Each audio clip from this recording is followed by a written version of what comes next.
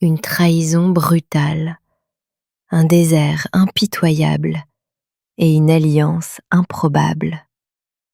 Mais ce qu'ils découvriront au bout de leur voyage bouleversera leur existence à jamais. Le soleil zénital des terres brûlées s'abattait sans merci sur Élise d'Arlan, assise seule sur la terre craquelée, sa robe de toile collant à sa peau moite. Sa gorge était en feu, et ses lèvres, desséchées, commençaient déjà à se fendiller. Au loin, les montagnes tremblotaient dans la brume de chaleur, semblant inaccessibles.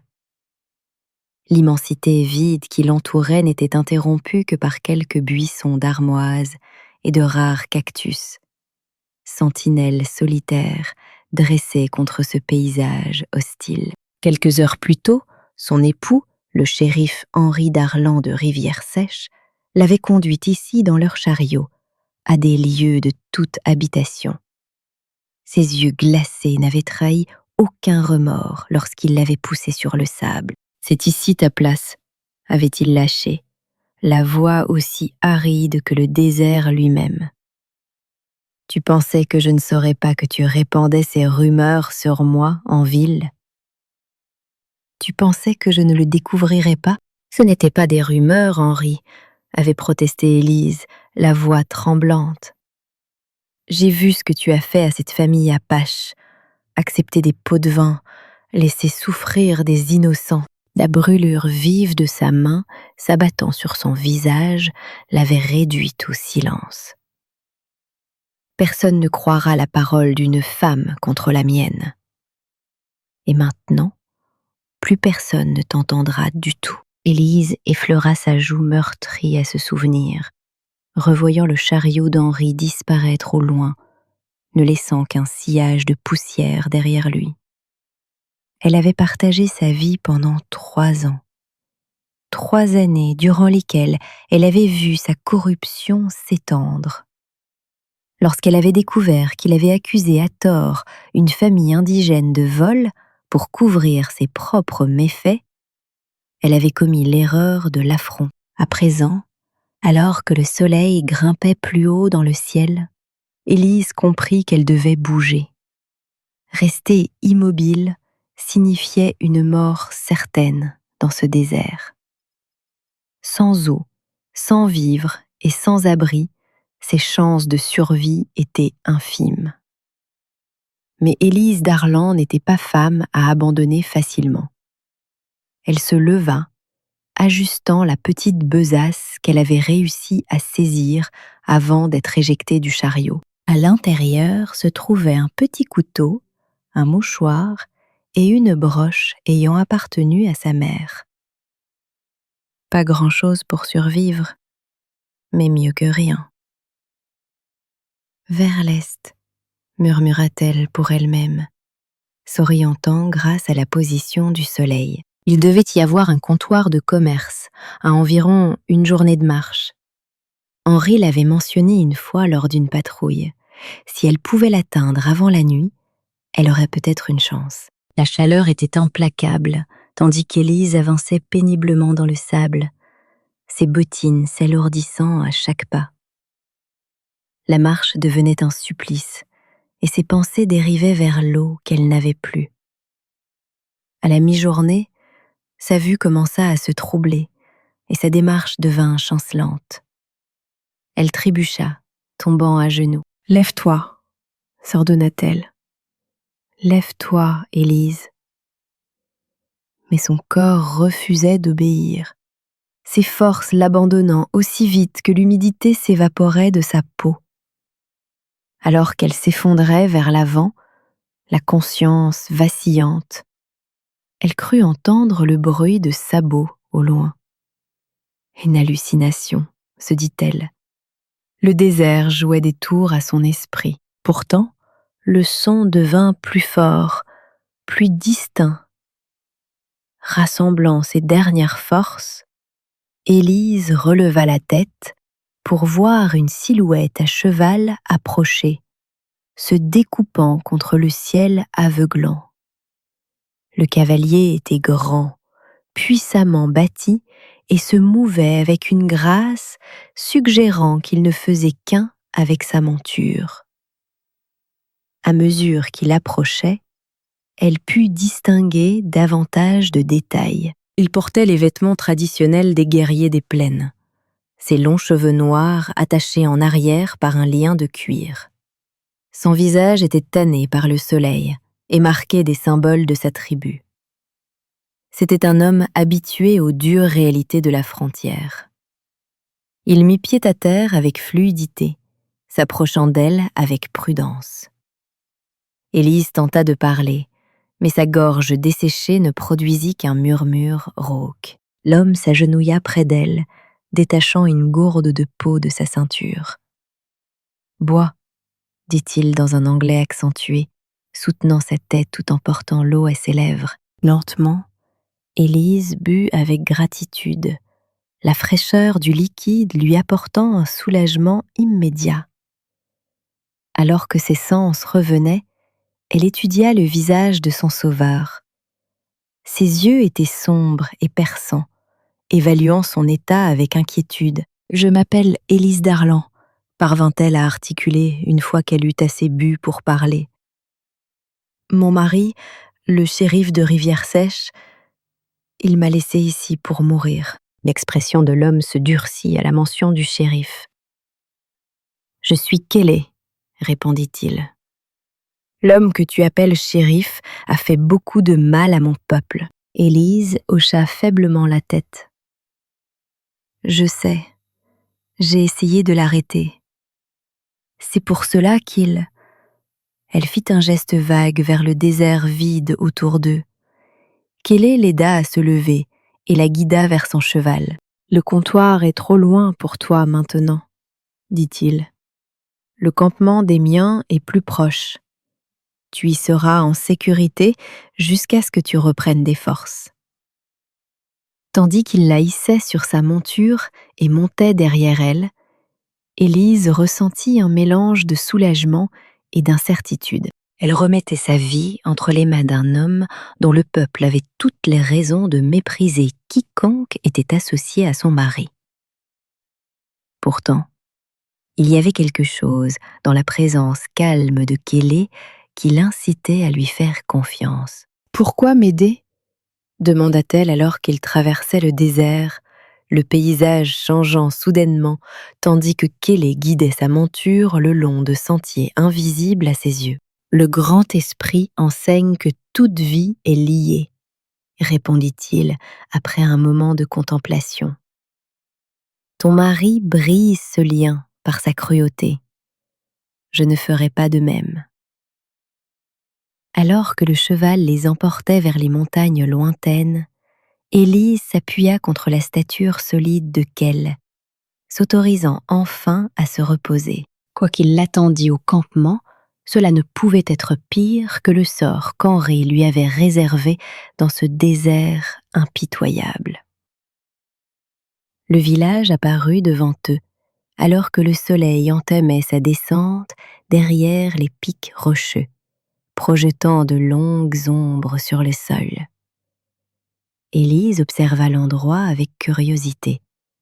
Une douzaine de tipis disposés en demi-cercle, de la fumée s'élevant des feux et des gens s'activant avec détermination.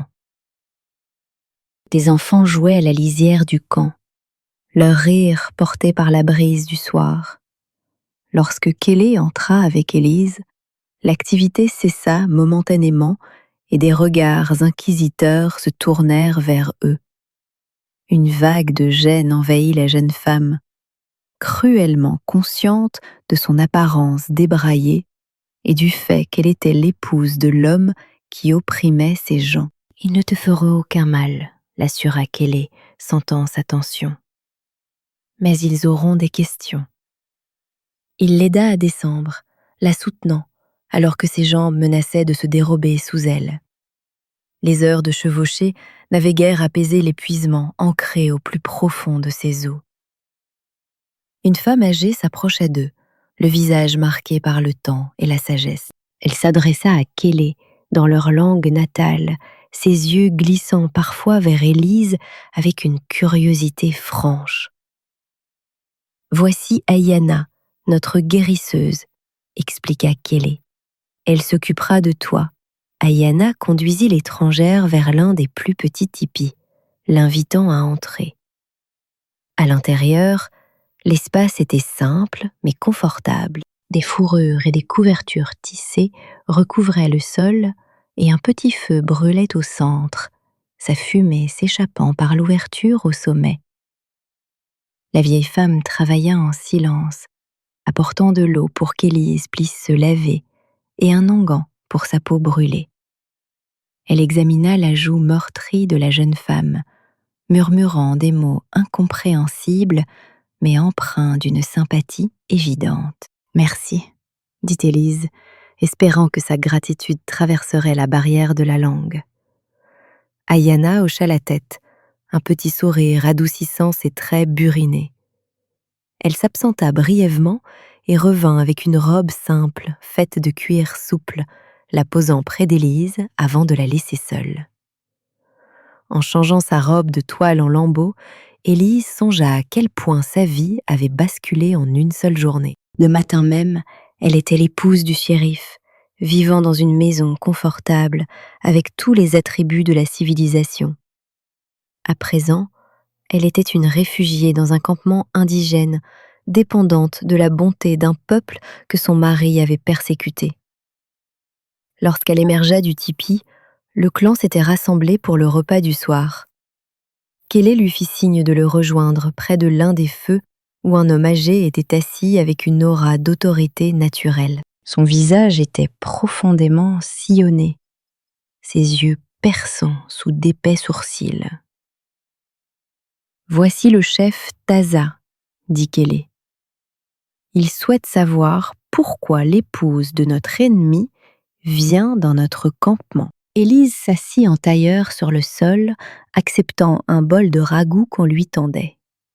L'arôme riche fit gargouiller son estomac, lui rappelant qu'elle n'avait rien mangé depuis la veille. « Dites-lui que je ne suis plus l'épouse de cet homme, d'aucune façon qui compte, » répondit-elle en soutenant le regard du chef. « Henri d'Arlan est un être cruel qui a abusé de son pouvoir. Lorsque j'ai découvert la vérité sur ses crimes contre votre peuple et que j'ai tenté de l'exposer, il m'a abandonné dans le désert pour y mourir. » Kelly traduisit ces paroles, sa voix grave montant et descendant selon la cadence de leur langue natale. Le chef Taza écouta avec attention, son expression restant impénétrable. « De quel crime parles-tu » demanda le chef par l'intermédiaire de Kelly. Élise prit une profonde inspiration, rassemblant ses pensées. « Il y a 3 semaines, une famille de votre tribu est venue en ville pour faire du commerce. Henri les a accusés d'avoir volé au magasin général. Il les a fait emprisonner. Mais j'ai retrouvé les objets prétendument volés, cachés dans notre propre maison. Quand je l'ai confronté, il a admis avoir accepté un pot de vin d'un promoteur qui convoitait les terres de chasse traditionnelles de cette famille. » Tandis que Kelly traduisait, des murmures parcoururent l'assemblée. L'expression du chef Taza s'assombrit. « C'était la famille de mon fils, » dit-il, la voix lourde d'une émotion contenue. « Ils nous sont revenus après leur libération, mais le mal était fait. Leur honneur a été souillé, et ils ont perdu de précieuses relations commerciales avec les gens de la ville. » Élise baissa la tête, accablée de honte. « Je suis profondément navrée pour ce que mon mari a fait. J'ai essayé de réparer ses torts, mais j'ai échoué. » Le chef l'étudia longuement avant de reprendre la parole. « Tu fais preuve de bravoure en nous affrontant avec la vérité. Tu resteras avec nous jusqu'à ce que tu sois assez forte pour poursuivre ton voyage. »« Merci », souffla Élise, soulagée. « Mais je n'ai nulle part où aller. Henri prétendra que je me suis enfuie ou que je suis morte dans un accident. Nul ne remettra en cause la parole du shérif. Alors tu dois trouver la preuve de ces crimes, suggéra Kelly. Quelque chose contre quoi même son insigne ne pourra le protéger. Élise réfléchit à cette idée tout en mangeant. Le ragoût était riche et savoureux, la réchauffant de l'intérieur. Autour d'elle, les membres de la tribu avaient repris leur repas, jetant parfois des regards curieux dans sa direction, mais sans la méfiance qu'ils affichaient à son arrivée. Après le repas, Kelly invita Élise à marcher avec lui jusqu'à la lisière du campement. La nuit du désert était tombée, transformant le paysage en un tableau bleu argenté sous la clarté de la lune montante. Des étoiles éparpillées traversaient le ciel sombre, comme des diamants sur du velours. « Ton mari ?» commença Kelly d'une voix basse et pensive. « Il est craint à Rivière-Sèche. Respecté par certains, redouté par la plupart, » répondit Élise. « Il n'a pas toujours été ainsi. Quand nous nous sommes mariés, il parlait de justice et de protéger les innocents. Mais le pouvoir l'a changé. Ou peut-être cela a-t-il simplement révélé qui il était vraiment. » Kelly hocha la tête, une lueur de compréhension dans les yeux. Le pouvoir est comme le feu. Il peut réchauffer un foyer ou le réduire en cendres. Tout dépend des mains qui le manient. Ils restèrent un moment dans un silence complice, la brise nocturne caressant leur peau. « Il existe un endroit, » dit finalement Kelly, « à une journée de cheval d'ici. Une grotte où ton mari et ses hommes rencontrent parfois d'autres individus. Des hommes avec de l'argent et de mauvaises intentions. Mes éclaireurs les ont observés. Peut-être y trouveras-tu la preuve que tu cherches. » L'espoir vacilla dans la poitrine d'Élise. « Tu m'aiderais à l'affronter ? Après ce qu'il a fait à ton peuple ? » « La justice n'est pas une vengeance, » répondit Kelly, le regard stable. « C'est une question d'équilibre. Si les crimes de ton mari sont exposés, cela pourrait empêcher que d'autres ne souffrent, tant parmi mon peuple que le tien. » Élise pesa ces mots, reconnaissant la sagesse qu'ils contenaient. « Quand je serai plus forte, m'emmèneras-tu à cette grotte ? » « Oui, » approuva Kelly. « Mais d'abord, tu dois guérir. Ayana dit que ton corps est affaibli par le désert et par les mauvais traitements subis auparavant. » Élise effleura sa joue meurtrie, soudain consciente de son apparence. La colère d'Henri a empiré avec le temps. « Un homme qui frappe son épouse n'est pas un homme du tout, » dit Kelly, sa voix portant une pointe de colère maîtrisée. « Chez mon peuple, un tel comportement ne serait pas toléré. » Tandis qu'il retournait vers le camp, Élise se surprit à étudier Kelly avec un intérêt nouveau. Sa force était évidente, non seulement dans sa stature physique, mais aussi dans sa dignité tranquille et sa boussole morale inébranlable. Il y avait longtemps qu'elle n'avait pas rencontré un homme que le pouvoir ne corrompait pas. Cette nuit-là, allongée sur les fourrures douces dans le tipi d'Ayana, écoutant les bruits nocturnes du camp, Élise prit une décision. Elle ne fuirait pas Henri, ni ne se cacherait de son influence. Avec l'aide de Kelly, elle exposerait la corruption de son mari et s'assurerait qu'il ne puisse plus jamais faire de mal à personne, colon ou indigène. Pour la première fois depuis qu'Henri l'avait poussée hors du chariot dans le désert, Élise ressentait autre chose que la peur et le désespoir. Elle ressentait un but, et avec lui venait l'étincelle de quelque chose qu'elle avait presque oublié. L'espoir. 3 jours s'écoulèrent au campement, des jours de guérison et de préparation.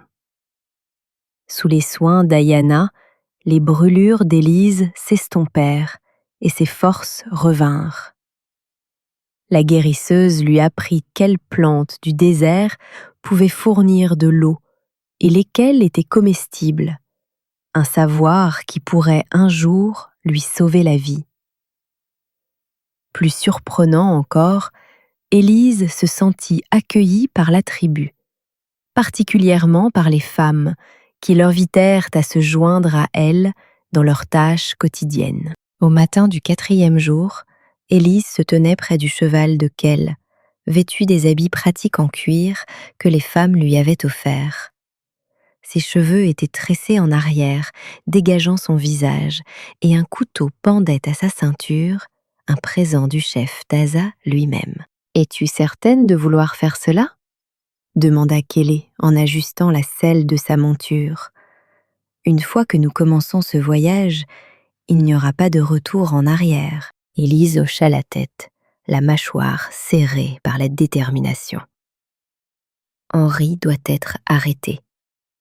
Pas seulement pour ce qu'il m'a fait, mais pour tous les autres qu'il a blessés et qu'il continuera de blesser si personne ne s'oppose à lui. » Kélé étudia son visage un instant, puis opina, apparemment satisfait de ce qu'il y lisait. Il enfourcha sa monture avec une grâce fluide, puis se pencha pour l'aider à monter derrière lui. Alors qu'il quittait le camp, plusieurs membres de la tribu levèrent la main en signe d'adieu. Élise fut touchée par ce geste, par la rapidité avec laquelle ces gens, qui avaient toutes les raisons de se méfier d'elle, avaient accepté sa présence parmi eux.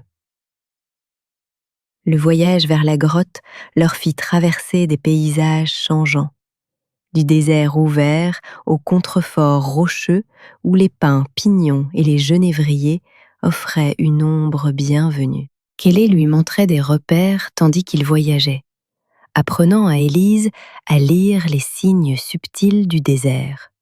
« Là », dit-il, en pointant une crête lointaine alors que le soleil entamait sa descente. La grotte se trouve à la base de cette formation. Ils s'approchèrent avec prudence, Kélé guidant son cheval le long d'un sentier qui les dissimulait aux yeux d'éventuels observateurs. Lorsqu'ils furent à moins d'1 kilomètre de la crête, il mit pied à terre et aida Élise à descendre. « Nous continuons à pied d'ici, » expliqua-t-il en attachant le cheval dans un petit bosquet d'arbres. Moins de risque d'être repérés. Ils avancèrent silencieusement à travers le terrain accidenté, Kélé ouvrant la voie avec l'assurance de quelqu'un né sur cette terre. Alors qu'ils approchaient de la grotte, Kélé lui fit signe de s'arrêter, pointant des traces fraîches dans la terre meuble. « Quelqu'un est venu ici récemment, » chuchota-t-il. « Peut-être aujourd'hui ?» Le cœur d'Élise s'accéléra. « Penses-tu que ce soit Henri ?» « Les empreintes de bottes correspondent à celles que les hommes de ton mari laissent habituellement, » confirma Kélé. « Mais ils sont partis. Les traces s'éloignent de la grotte. » Ils s'approchèrent de l'entrée. Une ouverture sombre dans la paroi de roches rouges, partiellement masquée par des broussailles. Kélé sortit une petite torche de son sac et l'alluma, la flamme projetant des ombres dansantes alors qu'il s'aventurait à l'intérieur. La grotte s'ouvrait sur une chambre étonnamment vaste. Des preuves d'une présence humaine récente jonchaient le sol. Les restes d'un feu, des bouteilles de whisky vides et, étrangement, un bureau et une chaise qui semblaient jurer dans ce cadre sauvage. « C'est ici qu'ils se réunissent, » dit Kélé, sa voix résonnant légèrement contre les parois de pierre. « Les hommes de la compagnie ferroviaire et d'autres qui paient ton mari pour ses faveurs. » Élise s'approcha du bureau, ses doigts effleurant la surface en bois brut. « Henri ne laisserait jamais des preuves traîner ainsi, » murmurait-elle davantage pour elle-même que pour Kélé. « Il est bien trop prudent pour cela. » Elle commença à fouiller le meuble méthodiquement, vérifiant chaque tiroir. La plupart étaient vides, mais dans le tiroir du bas, elle découvrit un double fond qui céda sous la pression. En dessous reposait un registre relié de cuir. Kelly, l'appela-t-elle, l'excitation vibrant dans sa voix. Regarde ça. Le carnet contenait des relevés détaillés des pots de vin versés, des faveurs accordées et les noms de toutes les personnes impliquées. Henri avait tout documenté, date, montant et même les actions spécifiques qu'il avait entreprises pour aider ses bienfaiteurs. Il y avait des entrées concernant l'incrimination d'innocents, l'intimidation de témoins et la saisie de terres sous de faux prétextes. Il gardait des traces écrites, dit Élise, l'incrédulité teintait sa voix. Pourquoi ferait-il une chose pareille? Une assurance, suggéra Kelly. Si ses partenaires se retournaient un jour contre lui, il aurait les preuves pour les entraîner dans sa chute. Élise feuilleta les pages, les mains tremblant légèrement. Il y a assez ici pour mettre Henri derrière les barreaux pour des années. Le gouverneur du territoire sera obligé d'agir. Alors qu'elle poursuivait sa lecture, son visage s'assombrit. Regarde cette note du mois dernier. Il prévoit de mener une attaque sur votre campement, prétendant que des marchandises volées y sont cachées. C'est prévu pour la semaine prochaine. Le visage de Kelly se durcit. Alors nous devons agir vite, pas seulement pour la justice, mais pour protéger mon peuple.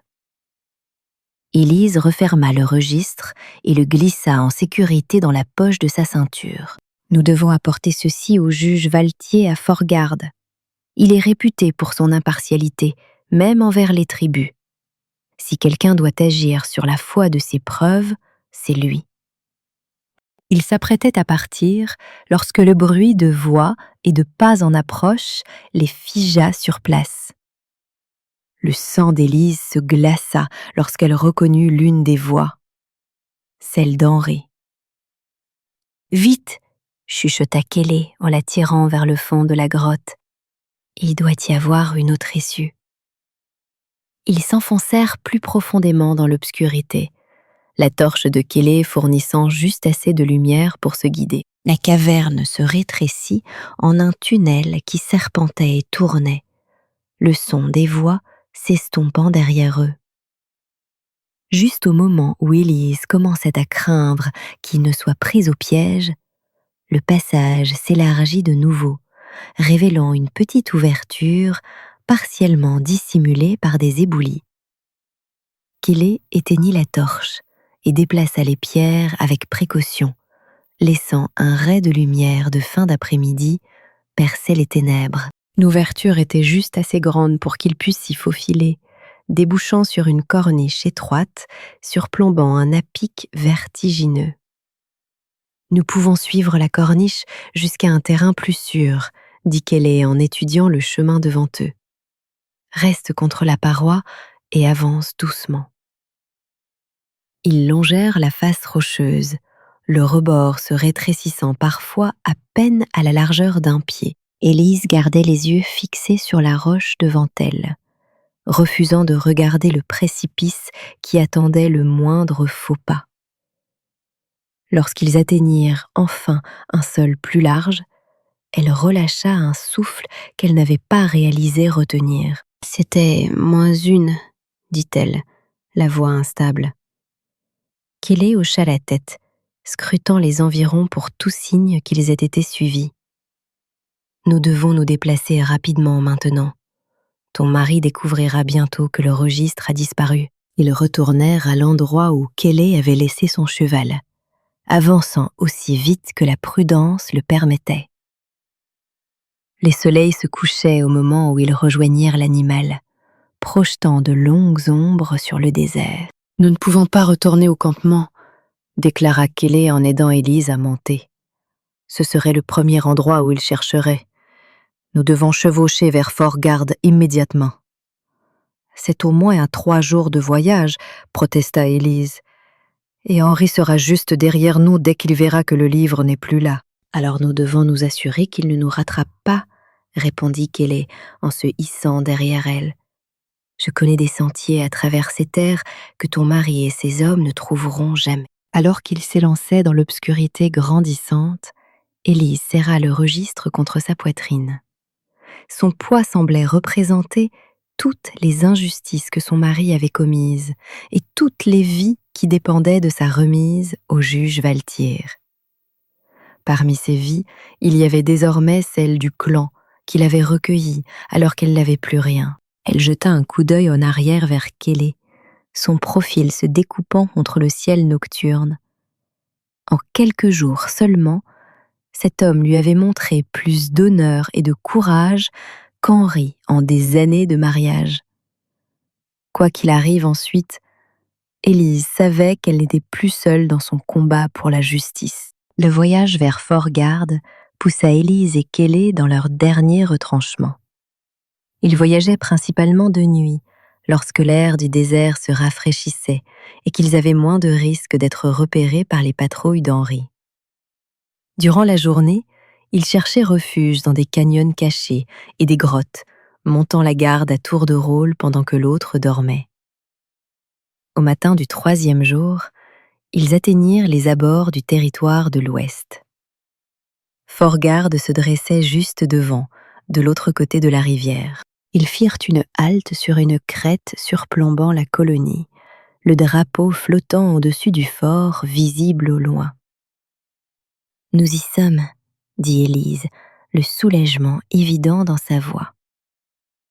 Le tribunal du juge Valtier est à l'intérieur de l'enceinte. L'expression de Kélé demeura fermée.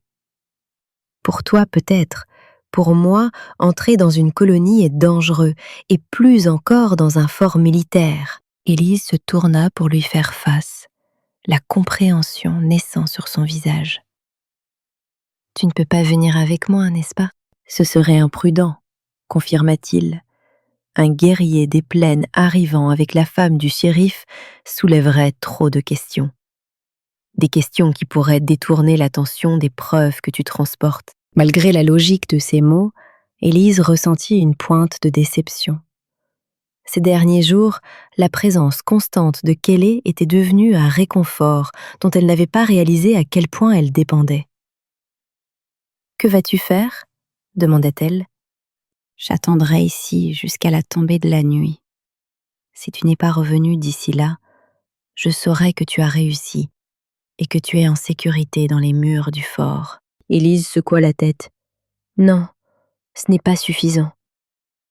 Henri et ses hommes pourraient encore fouiller ces collines. Il n'est pas sûr pour toi d'attendre seul. » L'expression de Kélé s'adoucit légèrement. « J'ai survécu sur ces terres depuis de nombreuses saisons, Élise Darlan. Une journée dans les collines ne me vaincra pas. » Elle savait qu'il avait raison, mais la pensée de se séparer de lui l'emplissait encore d'inquiétude. Il devait y avoir un autre moyen. Après un moment de réflexion, Kélé plongea la main dans une petite bourse à sa ceinture et en retira une amulette de bois sculptée sur un lacet de cuir. « Ceci a été fabriqué par mon père, » dit-il en la déposant dans sa paume. « Elle porte la protection de mes ancêtres. Lorsque ta tâche sera accomplie, apporte-la au comptoir du ruisseau brisé, à une lieue à l'est d'ici. Le marchand là-bas, Jonas, est un ami de mon peuple. Il me fera parvenir le message. » Élise referma ses doigts sur l'amulette, sa surface lisse et chaude contre sa peau. « Je te la rendrai moi-même, » promit-elle, une fois qu'Henri aura répondu de ses actes. Kélé l'aida à monter sur son cheval une dernière fois. « L'animal connaît le chemin vers le fort, » dit-il. « Il te portera en sécurité. » Avant de partir, Élise se pencha et saisit la main de Kélé. « Merci, » dit-elle, la voix chargée d'émotion, « pour m'avoir sauvé la vie, pour avoir cru en moi, pour tout. » « Nos chemins ne se sont pas croisés par hasard, » répondit Kélé, ses yeux sombres rencontrant les siens. « Le grand esprit ne tisse pas de tels liens sans raison. » Sur ces mots, il recula et donna une tape amicale sur la croupe du cheval. La bête s'élança le long de la crête vers Fort-Garde, emportant Élise vers sa confrontation avec la justice. Les portes du fort se dressaient, immenses, à son approche. des soldats étant visibles sur les remparts. Élise redressa le dos, tentant d'afficher une allure digne, malgré sa tenue usée par le voyage. Lorsqu'elle atteignit les portes, une jeune recrue s'avança pour les barrer la route. « Déclinez votre identité, madame », dit-il en lorgnant son accoutrement inhabituel avec suspicion. « Je suis Élise Darlan », annonça-t-elle clairement. « Je suis l'épouse du shérif Henri Darlan de Rivière-Sèche et je dois voir le juge Valtier immédiatement pour une affaire de justice urgente. » Les yeux du soldat s'écarquillèrent légèrement à la mention du nom du juge.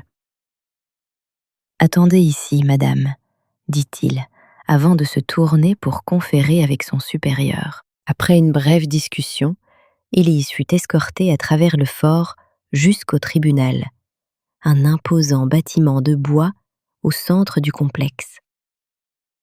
À l'intérieur, l'air était notablement plus frais, l'atmosphère feutrée, témoignant du sérieux des affaires qui s'y traitaient. Elle fut conduite dans une antichambre où un greffier l'informa que le juge Valtier était en pleine audience, mais qu'il la recevrait à la suspension de séance. L'attente sembla interminable, chaque minute s'étirant, alors qu'Élise imaginait Henri et ses hommes réduisant la distance derrière elle. Enfin, la porte s'ouvrit, et un homme de haute taille, au visage sévère et au regard pénétrant, entra. Le juge Isaac Valtier avait gagné son surnom de juge de fer pour sa stricte adhésion à la loi, mais il était également reconnu pour son équité. « Madame Darlan, » dit-il, sa voix portant le poids de son autorité. « Je crois comprendre que vous avez voyagé de loin pour me parler.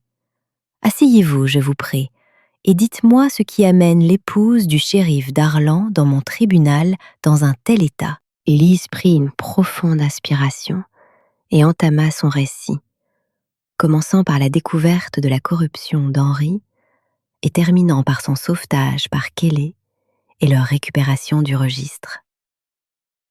Tout au long de sa déposition, le juge Valtier écouta avec attention, son expression ne trahissant rien de ses pensées.